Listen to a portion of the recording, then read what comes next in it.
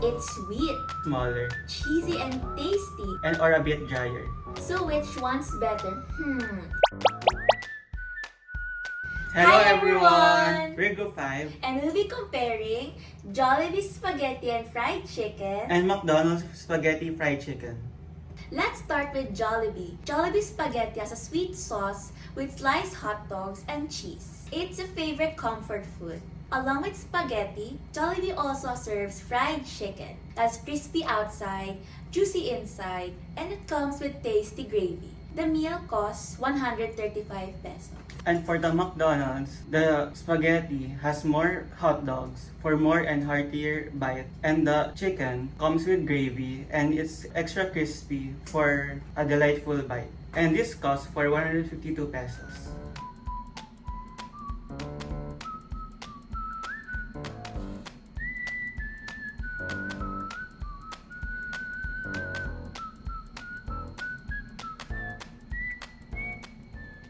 Let's break this down using Garvin's 8 dimensions of quality.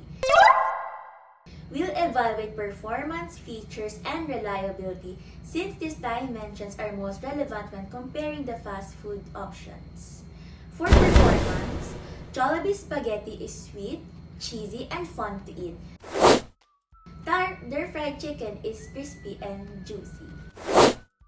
McDonald's chicken spaghetti has a milder sweetness and a meatier sauce, offering a different take from Jollibee's cheesier, hot dog-filled version. For the fried chicken, McDonald's is crispier with a light breading, and also, McDonald's chicken pieces are often smaller, making them less filling. Looking at its features, Jollibee Spaghetti is easily recognizable with its sweet sauce, hot dog slices, and melted cheese. Their fried chicken has a golden crispy coating with tender juicy meat inside. McDonald's spaghetti maintains a consistently meaty sweet flavor across branches. However, their fried chicken can vary in crispiness, dryness, and piece size, affecting their overall satisfaction. In terms of reliability, Jollibee is consistent. You get the same sweet sauce, hot dogs, and crispy chicken in every branch. Jollibee Spaghetti is great as is. For fried chicken, a standard minimum size will ensure better value. McDonald's spaghetti suits those who prefer less sweet, meatier sauce.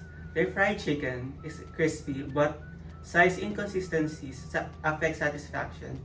More uniform pieces would improve the meal. So which one's better? If you're in the mood for the classic Filipino comfort food, Jollibee Spaghetti and Fried Chicken takes the win. It's sweet, cheesy, and tasty, and even though the chicken can sometimes be a bit small, it is still delicious and pretty reliable. The price is also reasonable at 135 pesos for the chicken spaghetti meal.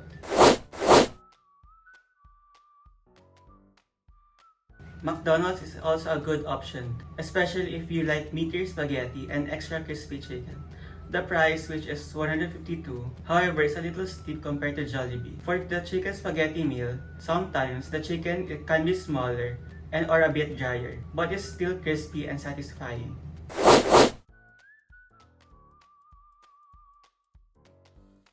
In the end, Jollibee has the edge because of its familiar flavors and consistency, even if the chicken size can vary.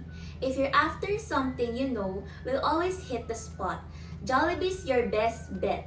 But if you prefer a meatier sauce and extra crispy chicken, McDonald's is still a great option.